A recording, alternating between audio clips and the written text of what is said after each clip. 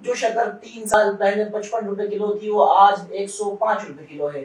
جو آٹا پچھلے 3 سال پہلے 35 روپے کلو ملتا تھا وہ آٹا آج 3 سال بعد 70 روپے کلو ہے.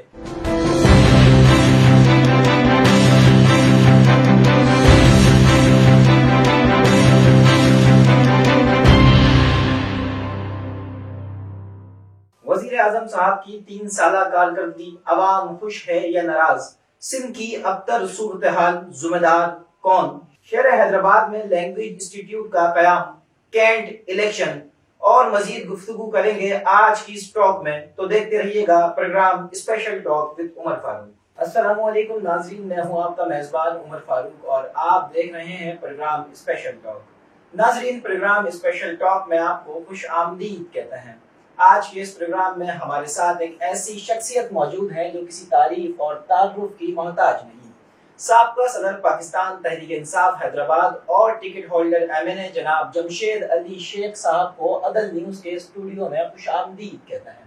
السلام علیکم. وعلیکم السلام. کیسے مزاج ہیں آپ کے؟ اللہ کا شکر. خیر و عافیت سے ہیں؟ اللہ کا کرم. سر، آپ کا تعلق پاکستان تحریک انصاف سے ہے اور عوام بھی آپ کو پاکستان تحریک انصاف کے ہی پلیٹ فارم سے جانتی ہے، لیکن عوام یہ بھی جاننا چاہتی ہے کہ پاکستان تحریک انصاف جوائن کرنے سے پہلے کیا آپ کسی اور سیاسی جماعت کا حصہ رہے ہیں یا نہیں؟ نہیں، یہ میری پہلی سیاسی جماعت ہے. پاکستان تحریک انصاف 2011 میں نے جوائن کی تھی اور یہ میری پہلی سیاسی جماعت ہے. سر، سیاسی ایکٹیویٹیز کے ساتھ ساتھ آپ شہر حیدرآباد میں سماجی ایکٹیویٹیز میں بھی شریک دکھائی دیتے ہیں، لیکن آپ ہی نے شہر حیدرآباد میں پبلک لائبریری کا قیام کیا ہے. آپ ہی نے شہر حیدرآباد میں جیپنیز لینگویج انسٹیٹیوٹ کا قیام کیا ہے، لیکن شہر حیدرآباد کے نوجوان ان تعلیمی اداروں سے کس طریقے سے مستفید ہو سکیں گے؟ دیکھیں، بات یہ کہ سب سے پہلے جو ہم نے لائبریری کا قیام کیا اس کی بیسک وجہ یہ تھی کہ ایک تو پبلک لائبریری اس حلقے میں نہیں ہے، اور اگر ہے بھی تو ان کا ایکسیس نہیں ہے، وہ اس ٹائم سے نہیں کھل رہی ہیں، وہاں پر اسٹوڈنٹس جو ہے وہ نہیں جا رہے، اور ایک رجحان بھی نہیں ہے. جب سے اسمارٹ فون جو ہے وہ زیادہ ان کا رجحان ہوا ہے تو ہم کتابوں سے بہت دور جا چکے ہیں. تو لائبریری بنانے کا مقصد صرف یہ تھا کہ نوجوانوں کا تعلق ایک بار پھر کتابوں سے جوڑا جائے، جو کہ ٹوٹ چکا ہے. کراچی کے بعد پورے سندھ میں کہیں بھی جیپنیز لینگویج سینٹر نہیں تھا. تو یا تو ہم اپنے حیدرآباد کے نوجوانوں کو کراچی بھیجتے ہیں، جو کہ 8,000 سے 16,000 تک کے پر منتھ کے کورسز وہ کرتے اور وہاں پہ رہتے، شہر اپنے گھر سے دور رہتے، اپنے شہر سے دور رہتے، اور ہر کوئی اس کو افورڈ بھی نہیں کر سکتا تھا. تو ہم نے بہت نامینل فیس کے اندر جو ہے حیدرآباد کے اندر پہلا جاپانی لینگویج سینٹر قائم کیا. الحمدللہ اس کے 2 بیچ میں سے اسٹوڈنٹ جو ہیں وہ ٹیسٹ کلیئر کر چکے ہیں. تقریباً 28 اسٹوڈنٹ جو ہیں وہ جاپانی لینگویج کا ٹیسٹ کلیئر کر چکے ہیں، اور 3rd بیچ اب جو ہے وہ اسٹارٹ ہوئے بھی میرے خیال سے 2 مہینے ہو چکے ہیں اس کو. تو یہ ایک فیسلٹی کے لیے ہم نے ایک سہولت دی حیدرآباد کے نوجوانوں کو تاکہ وہ بھی اس دوڑ کا حصہ بن جائیں. لیکن سر، ان تمام نوجوانوں کا خرچہ آنے جانے کا وہ کون، حکومت پاکستان اٹھائے گی یا وہ بچے اپنی جیب خرچ سے تمام کا تمام ٹریول، تمام کے تمام ایکسپینس خود اپنی جیب سے کریں گے؟ وہ 25 لاکھ روپے دے کے کوئی گیا، کوئی 30 لاکھ روپے دے کے گیا، تب بھی وہ انلیگل ہی تھا. وزٹ ویزا لگوایا انہوں نے اور اس کے بعد وہاں پہ سلپ ہو جاتے ہیں. پھر آپ کو پتہ ہے ایک صورتحال ہوتی ہے، بلیک میلنگ کا سلسلہ شروع ہو جاتا ہے، ان کی لائف تھریٹ بھی ہوتے ہیں. وہ سب اپنی جگہ چیزیں ہیں، لیکن یہ جو ہم کام کر رہے ہیں لیگلائز طور پہ ہم اس کو کر رہے ہیں کہ ہم جو ایک بیسک ریکوائرمنٹ ہے اسٹوڈنٹ ویزا کے لیے یا آپ کے ورک ویزا کے لیے جاپان حکومت کی طرف سے، وہ ان کی بیسک لینگویج آپ کے پاس سرٹیفکیٹ ہونا چاہیے N5 یا N4 کا. وہ الحمدللہ N5 کا جو سرٹیفکیٹ ہے بچوں نے حاصل کر لیا. اب ان کے پاس صرف ایک ڈاکومنٹیشن کوئی فیس ہو اور جو ہے ایئر ٹکٹس، یہ ان کی نامینل کوئی فیسز ہوں گی جو کہ 25 لاکھ سے کمپیریٹیولی سستی ہیں. 25 لاکھ میں 25 لاکھ 20 لاکھ دینے کے بعد بھی آپ انلیگل تھے. سر، آپ کا تعلق پاکستان تحریک انصاف سے ہے، تو پاکستان تحریک انصاف سندھ کی صورتحال کو کس طرح دیکھ رہی ہے؟ بھائی، صوبہ پاکستان کا جو اس وقت سب سے پیچھے، تو آپ دیکھیں پنجاب ہم سے 10 سال آگے ہے. KP کے آپ جائیں تو آپ کو دنیا ہی الگ نظر آتی ہے، وہ لگتا ہی نہیں کہ وہ پاکستان کا حصہ ہے. اور ہم سندھ میں ہم رہتے ہیں تو ہم یا تو ایسا لگتا ہے کہ ہم پتھر کے دور میں زندگی گزار رہے ہیں آج بھی. تو بڑی خراب صورتحال ہے، اور ہماری خوش قسمتی کہ ہم سندھ کے اندر پیدا ہوئے، لیکن ہماری بد قسمتی کہ ہمیں یہ حکومت ملی جو پیپلز پارٹی کی صورت میں جو نہ کچھ کرتی ہے نہ کرنے دیتی ہے. تو یہ ساری صورتحال ہے، لیکن میں سمجھتا ہوں کہ اب بہت ہو چکا ہے. گورنر سندھ آپ کے ہیں تو یہ تمام کی تمام چیزیں ہونے کے باوجود بھی سندھ پہ نظر ثانی کیوں نہیں کی جا رہی؟ 18ویں ترمیم تو صرف گورنر جو ہے وہ صرف برائے نام ہے، ایک برائے نام ہے، ایک برائے مطلب آپ کہہ لیں تو برائے نام ان کے عہدے ہیں، تو ان کے پاس ایسے اختیارات لے کے سارے سی ایم کے پاس جا چکے ہیں اختیارات. تو یہ ساری سچویشن ہوئی. اس سے پہلے اگر آپ دیکھیں پرویز مشرف کا ایک دور تھا تو اس میں پاورفل تھے گورنرز، ان کے پاس کافی وفاق کی جو ادارے تھے ان کے انڈر میں آتے تھے، ان پہ کنٹرول ہوتا تھا. لیکن اب ایسا نہیں ہے. 18ویں ترمیم سندھ کو بہت زیادہ ڈیمیج کر رہی ہے. سر عوام تو یہی کہے گی نا کہ جب گورنر کو گورنر کا راج دیا گیا ہے، گورنر کو گورنر کا ٹکٹ دیا گیا ہے، اور پھر آپ کہہ رہے ہیں کہ تمام کے تمام اختیارات ہی نہیں ہیں، صرف سیٹ پر ایک ڈمی شخص بٹھایا ہوا ہے، تو پھر تمام کے تمام لوگ استعفے کیوں نہیں دیتے؟ کیوں عوام کا پیسہ ان کے اوپر خرچ کیا جا رہا ہے؟ دیکھیں میں نے نہیں کہا کہ میں یہ کہہ رہا ہوں کہ 18ویں ترمیم کی وجہ سے جو ہے یہ مسئلے ہیں. تو اگر 18ویں ترمیم گورنر کو ڈمی بناتی ہے تو اس میں 18ویں ترمیم کا قصور ہے، نہ کہ کسی شخصیت کا قصور ہے. تو اور یہ سب سے بات تو یہ اگر استعفیٰ دے بھی دیں کوئی دوسرا آئے گا تب بھی وہ یہی کچھ نہیں کر سکے گا، جو ہوتا آئے گا وہ بھی کچھ نہیں کر سکے گا. تو 18ویں ترمیم جو ہے وہ آڑے آ رہی ہے ان تمام چیزوں کے، اس پہ ہمیں سوچنا پڑے گا. سر وزیر اعظم صاحب دوسرے صوبوں میں ہیلتھ کارڈ تقسیم کر رہے ہیں، لیکن سندھ کو ان تمام چیزوں سے محروم رکھا گیا ہے، ایسا کیوں؟ جی بالکل، وہی 18ویں ترمیم آ جاتی ہے. پھر وہی کہ پنجاب میں پی ٹی آئی کی حکومت ہے، کے پی کے میں پی ٹی آئی کی حکومت ہے، سندھ میں پی ٹی آئی کی حکومت نہیں ہے بدقسمتی سے. تو کوئی بھی مطلب پروگرام شروع کرنے کی کوشش کی جاتی ہے تو سندھ گورنمنٹ آڑے آ جاتی ہے. وہ نہ تو خود ترقیاتی کام کرتی ہے نہ کرنے دیتی ہے. تو یہ سارے مسئلے مسائل آتے ہیں اس میں سارے. سر کیا سندھ حکومت وفاق سے زیادہ طاقتور بن گئی ہے؟ انفارچونیٹلی 18ویں ترمیم کے بعد بالکل. سر آخر 18ویں ترمیم ان تمام چیزوں کی رکاوٹ ہے تو پھر عوام کیا اسی دلدل میں پھنسی رہے گی؟ نہیں، یہ ختم ہونی چاہیے. اس میں امنڈمنٹ ضروری ہے اس کی. یہ تو وقت میں فیصلہ عوام نے فیصلہ کرنا ہے، حکومت نے فیصلہ کرنا ہے. آہستہ آہستہ اسٹیپ بائی اسٹیپ جو ہے چیزیں ہوں گی انشاءاللہ. اور میں نہیں سمجھتا کہ یہ 18ویں ترمیم جو ہے یہ سندھ کے حق میں جاری ہے، سندھ کے خلاف ہی جاری ہے، ترقی کے خلاف جاری ہے، عوام کے خلاف جاری ہے. لیکن سر یہ حکومت فیصلہ کب کرے گی؟ 3.5 سال تو حکومت کو ہو گئے ہیں، بقایا 1.5 سال حکومت کا بچا ہے. کیا 1.5 سال گزر جانے کے بعد حکومت ختم ہو جانے کے بعد کیا حکومت ختم ہو جانے کے بعد حکومت ان تمام چیزوں پر نظر ثانی کرے گی، اس کے بعد ان تمام چیزوں پر فیصلے کرے گی؟ دیکھیں کوئی بھی آپ کو بل پاس کرانا ہوتا ہے نا یا نیا قانون لے کر آتا تو آپ کو ایک سادہ اکثریت چاہیے ہوتی ہے، ایک میجورٹی چاہیے ہوتی ہے، جو کہ پی ٹی آئی کے پاس نہیں ہے ابھی فی الحال. اسی وجہ سے جو ہے ہم کو اس طرح کے جو بلز ہیں وہ نہیں لے کر آ پا رہے. لے کے بھی آئیں گے تو وہ شاید نہ پاس ہو پائیں. تو ایک تو یہ پالیسی ہے کہ ایک تو الیکشن کے ساتھ میجورٹی کے ساتھ اسمبلیز میں آیا جائے، اور پھر جو ہے اس طرح کی جو مشکلات آئیں، جن رکاوٹیں بنی ہیں ان قوانین کو چینج کریں. آپ کی حریف پارٹی ایم کیو ایم کو وزارت کی سیٹ بھی دے دی گئی ہے، لیکن ایم کیو ایم کا بھی یہی رونا ہے کہ ہمارے پاس اختیارات نہیں ہیں. آخر یہ پھر اختیارات ہیں کس کے پاس؟ اپنا پیپلز پارٹی جو سندھ حکومت ہے، اور جو وفاق ہے، اور پھر سندھ کے اندر ہی 2-3 جماعتیں اور آ جاتی ہیں. تو وہ اس کے بیچ میں آ کے معاملات کی جو ہے وہ پھنس رہے ہیں. آ کے اب کسی ایک کو منانے بیٹھے تو دوسرا ناراض، دوسرے کو منانے بیٹھے تیسرا ناراض، پھر سندھ گورنمنٹ تو ہے اینٹی. تو معاملات جو ہے وہ جو ہے الٹیمیٹلی جو ہے عوام کا نقصان ہو رہا ہے. میں تو سیدھی سی بات ہی کہتا ہوں کہ عوام کا اس میں ہو رہا ہے. اور جیسی اکثریت میں انشاءاللہ پی ٹی آئی کی حکومت آئے گی، اور اب عوام نے بھی سوچ لیا سندھ کی، کیونکہ عوام یہ سوشل میڈیا کا دور ہے. وزیر اعظم کی ان تمام چیزوں کے بعد کیا عوام دوبارہ وزیر اعظم کو دوبارہ وزیر اعظم بنا پائے گی؟ اتنے بھی مطلب آپ ان پہ الزام لگا سکتے ہیں یا ان پہ کوئی بات کر سکتے ہیں، لیکن ان کی ذات کے حوالے سے ہر بندہ یہ بات، ان کا حریف بھی یہ بات کہتا ہے کہ وہ ایماندار شخص ہے، اس کی نیت میں کوئی کھوٹ نہیں ہے، اور ملک کی ترقی چاہتا ہے وہ. اور اس کا کیا ایجنڈا ہے مجھے بتائیں. کیا اس کے مطلب اس کے کہ بیوی بچے یہاں پر ہیں، یا اس نے جو وزارتیں یا جو اسمبلیز کے جو ٹکٹس ہیں کیا وہ اس نے اپنے رشتہ داروں کو دیے؟ ایسا تو نہیں ہے نا بالکل بھی. سر شہر حیدرآباد کی ابتر صورتحال ذمہ دار کون؟ دیکھیں حیدرآباد کو میں بتاؤں کہ ہم سب ذمہ دار ہیں. حیدرآباد کو کسی نے آن نہیں کرا. جتنے بھی لوگ یہاں پہ گئے، حکومتیں بنائیں، یہاں سے مال بنایا, کرپشن کری, اور اپنے اپنے شہروں میں کوئی کراچی چلے گئے, کوئی اسلام آباد چلے گیا, کوئی ملک سے باہر چلے گیا. تو حیدرآباد کے ساتھ سب نے زیادتی کری ہے. تو کسی نے اس کو حیدرآباد کو اپنا حیدرآباد نہیں سمجھا.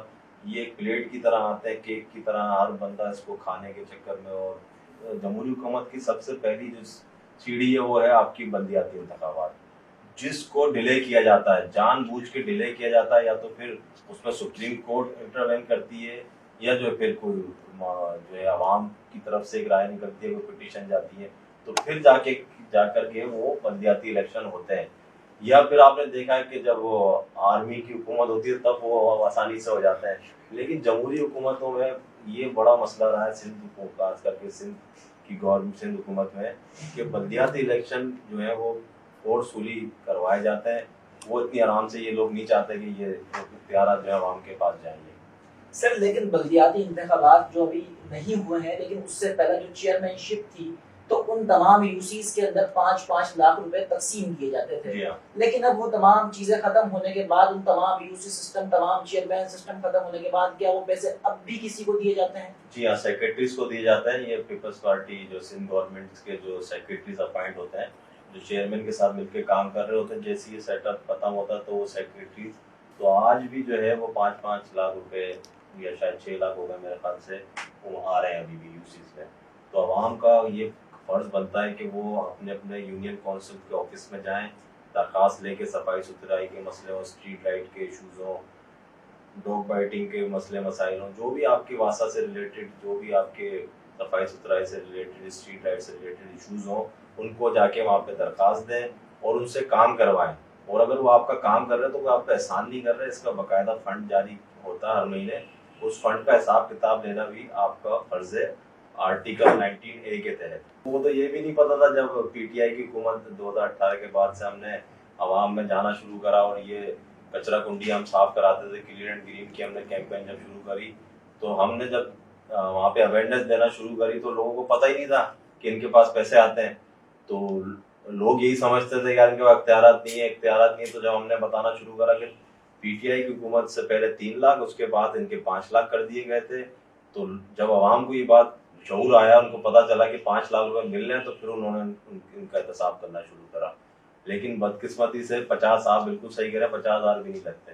اگر 50,000 1 لاکھ بھی لگے تو یوسی میں اتنے مسئلے مسائل نہ ہوں. ان تمام لوگوں کو پیسے ملتے ہیں, تو پھر یہ جب اختیارات کا رونا کیسا ہے, عوام ان چیزوں میں کب تک الجھتی رہے گی؟ دیکھیں, میں نے اختیارات کی بات الگ ہے, میں نے فنڈ کی بات کری ہے. ٹھیک ہے, 5 لاکھ روپے فنڈ جو ہے یونین کونسل میں آتا ہے, اور 5 لاکھ سے آپ جو کچھ نہیں کر سکتے صفائی ستھرائی تو کر سکتے ہیں 5 لاکھ سے. اختیارات کی اگر دوسری ڈیفینیشن لے لیں تو پیسہ بھی اختیارات کی اس میں آتا ہے. مثال کے طور پہ میں کام کرنا چاہتا ہوں لیکن میرے پاس فنڈ نہیں ہے, تو اس کا مطلب میرے پاس اختیار بھی نہیں ہے. تو لیکن 5 لاکھ سے جو کام, ترقیاتی کام تو نہیں ہو سکتے, ظاہر سی بات ہے 5 لاکھ سے, لیکن 5 لاکھ سے مینٹیننس تو ہو سکتی ہے, صفائی ستھرائی تو ہو سکتی ہے. وہ بھی نہیں ہوئی بدقسمتی سے. تو میرا کہنے کا مقصد یہ ہے کہ جو 5 لاکھ میں سے اگر 2 لاکھ بھی یا 1 لاکھ بھی لگتے تو وہ نظر آتے, اور وہ ایسا نہیں ہوا. لوکل گورنمنٹ والے کہہ رہے ہیں کہ سندھ ہمیں نہیں دے رہی, تمام کے تمام ادارے صرف یہی رونا رو رہے ہیں کہ اختیارات نہیں ہیں, پیسے نہیں ہیں, فنڈ نہیں ہے, ہم تمام کے تمام کام کس طرح کروائیں. پیپلز پارٹی نے اپنے جتنے بھی سیکرٹریز ہیں ان کو جو ہے اسٹریٹ لائٹ دی ہے, جو کہ ان کے اپنے ذاتی پیسہ نہیں ہے, وہ حکومت کا پیسہ ہے وہ, لیکن اس کی پبلسٹی اپنی پارٹی کے اس میں کی جا رہی ہے.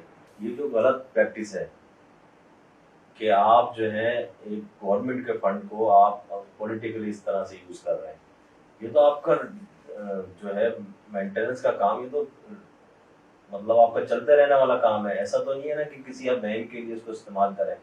تو فنڈ کا استعمال بھی ٹھیک نہیں ہوتا, یا ہوتا ہے تو پھر اس کو پولیٹیکلی یوز کیا جاتا ہے.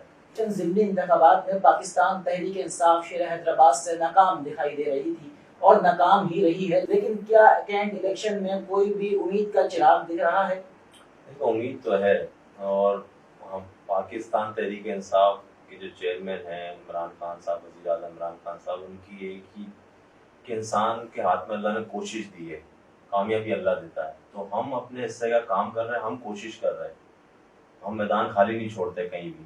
باقی جو ہے فیصلہ جو بھی اللہ کا وہ، لیکن محنت کرتے رہنا چاہیے اپنے شہر کے لیے، چاہے کینٹونمنٹ کے الیکشن ہو یا بعد میں جنرل بلدیاتی الیکشن ہو، تو ہم سیٹ خالی نہیں چھوڑیں گے، ہم مقابلہ کریں گے۔ عمران خان صاحب اپنی 3 سالہ کارکردگی پر کافی مطمئن اور خوش دکھائی دے رہے ہیں، لیکن کیا عوام ان کی اس 3 سالہ کارکردگی پر خوش ہے؟ کیونکہ عوام کو تو ان 3 سالوں میں مزید مہنگائی کے دلدل میں دھکیل دیا گیا ہے۔ جو شکر 3 سال پہلے 55 روپے کلو تھی وہ آج 105 روپے کلو ہے۔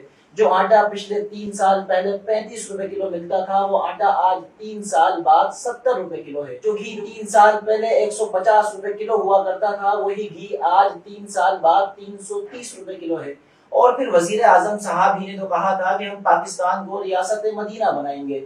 وزیر اعظم صاحب ہی نے تو کہا تھا کہ ہم وزیر اعظم ہاؤس کو پبلک لائبریری بنائیں گے۔ اور پھر وزیر اعظم صاحب ہی نے تو کہا تھا کہ ہم پاکستانی نوجوانوں کو 1 کروڑ نوکریاں دلوائیں گے۔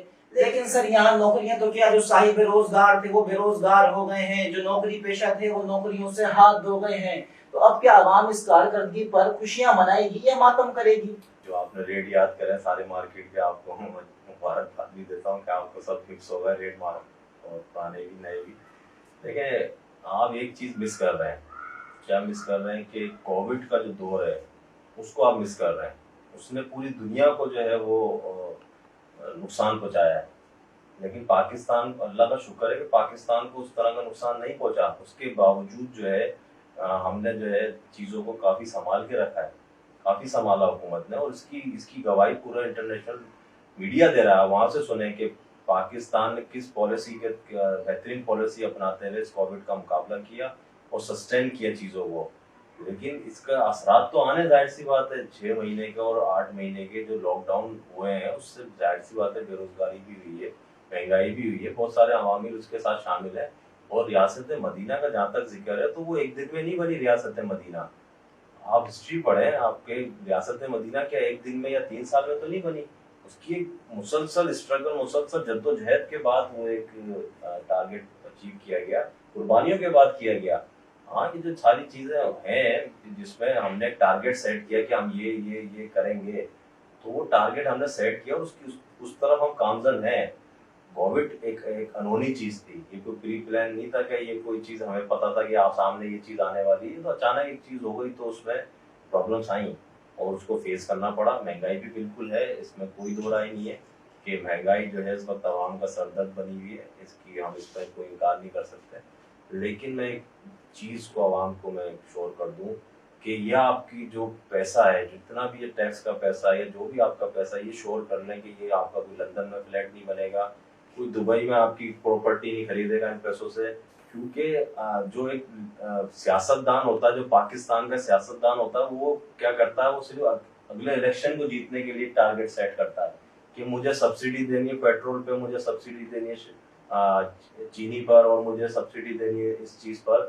اس کے لیے وہ جو ہے قرضے لیتا ہے، نوٹ چھاپتا ہے، ٹھیک ہے نا۔ تو لیکن وہ 5 سال تو آپ نکال لیتے ہو، لیکن اگلے 5 سال اس سے بھیانک آتے ہیں۔ لیکن اس بار ایسا نہیں ہو رہا، اس بار لانگ ٹرم پلاننگ ہو رہی ہے، ڈیم بنائے جا رہے ہیں، بہت ساری چیزیں کی جا رہی ہیں جس سے آنے والے وقت میں انشاءاللہ آپ دیکھیں گے آنے والی نسل کو فائدہ ہوگا۔ عمران خان صاحب کو نہیں فائدہ ہوگا، آنے والی نسل کو فائدہ ہوگا۔ اس لیے وہ سخت اقدام کیے، ایسے اقدام کیے جس سے ان کی پاپولیرٹی میں بھی فرق پڑا، لیکن انہوں نے اس چیز سے بالا تر ہو کے ملک کا سوچا صرف۔ تو یہ ساری سچویشن ہے۔ سر بہت شکریہ تمام کے تمام سوالات کے جواب دینے کے لیے اور ناظرین کو اپنی گفتگو سے مستفید کرنے کے لیے۔ اور اب تمام ہی ناظرین دیجیے اپنے میزبان کو اجازت اور دیکھتے رہیے گا program special talk with Umar Farooq.